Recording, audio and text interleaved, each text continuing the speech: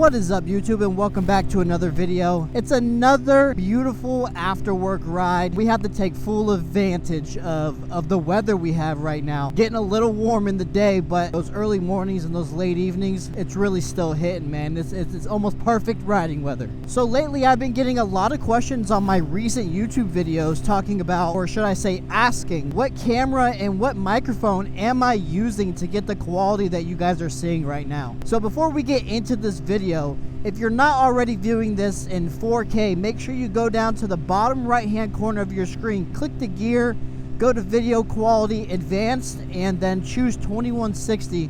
That way you guys can really understand what I'm about to give you. The camera settings and stuff like that will give you this level of quality. Now, just a quick little bit of background on me. I've been making videos for a little over 5 years now, and I've made almost every mistake you could possibly make. Honestly, it took me a little bit longer than I think it should have to really hone in my skills, hone in the quality, hone in what I'm doing, because I enjoy it so much, you know. I didn't take the time to learn to get professional results.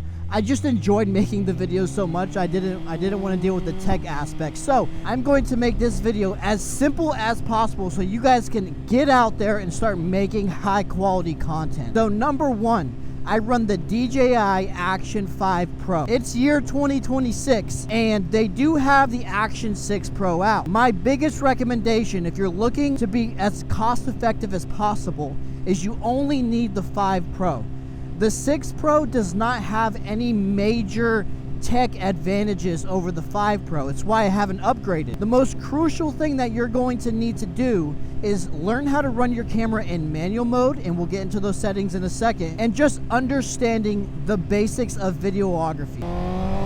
Even with the highest, most expensive camera out there, if you don't know how to set it up properly, you're not going to get what you paid for out of it. Now, with the DJI Action 5 Pro, running it in manual is going to require you to buy one more thing, and that are ND filters. ND filters are crucial because we're going to lock in our settings and leave them at that, which means that during brightly lit skies or areas, you could overexpose your footage. Now, to get what you see on your screen right now, with my DJI, I run it in 4K 30. Shutter speed I set to 1/60. My color profile is D-Log 10-bit. What that D-Log does is it allows the camera to shoot in a flatter profile, allowing me to pull more out of the image in post. Now, I don't do any color correcting.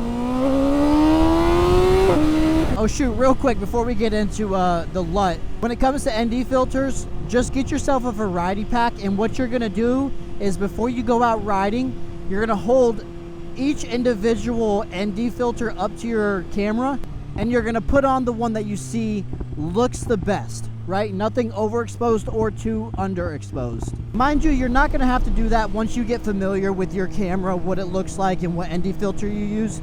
But for me, if the sun's up, I pretty much always use an ND32 filter. There's really no reason why you shouldn't, and that helps with the motion blur that you see in this video as well. Now, when it comes to the D-Log profile we were just talking about a second ago, it's gonna make your footage look flat. I do one thing and one thing only to get what you see on your screen, and that is I go to the DJI website, I go under their downloads, and I just download the Action 5 Pro D-Log LUT. And what that does is when I import my footage into Premiere Pro, because that's the software I use, I just have to drag that LUT over onto my footage, and it brings back all the color in it. And for whatever reason, it just looks amazing. Really.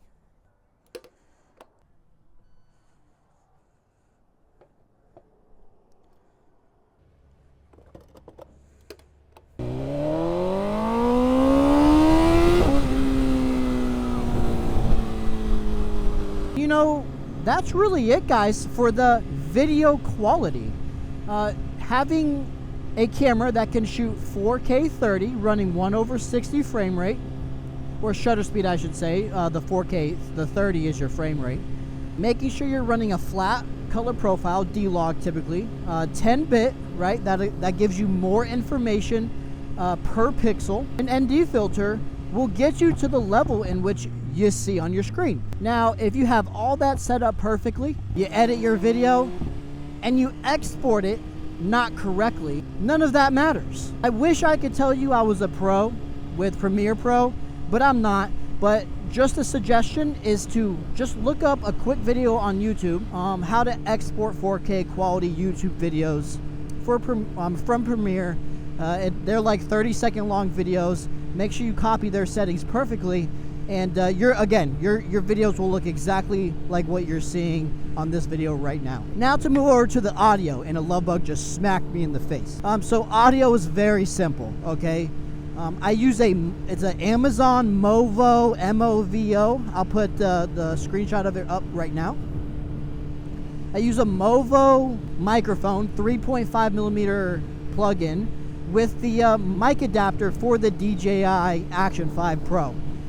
It really doesn't get any simpler than that. I put my microphone in my helmet, off center, closer to my cheek, so I'm not breathing directly on my microphone. And then when you plug it in, you have the ability to adjust the sensitivity of your mic on the camera.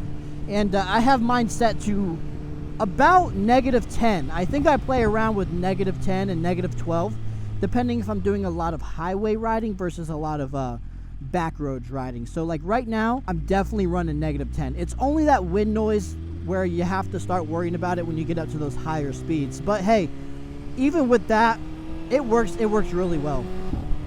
So all in all, guys, it's really that simple.